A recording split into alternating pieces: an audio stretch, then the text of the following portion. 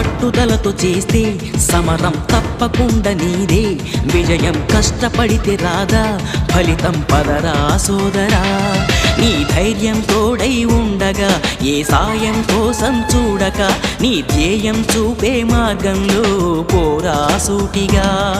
ఏనాడు వెనకడుగేయక ఏ అడుగు తడబడనీయక, నీ గమ్యం చేరేదాకా దూసుకుపోరా సోదరా.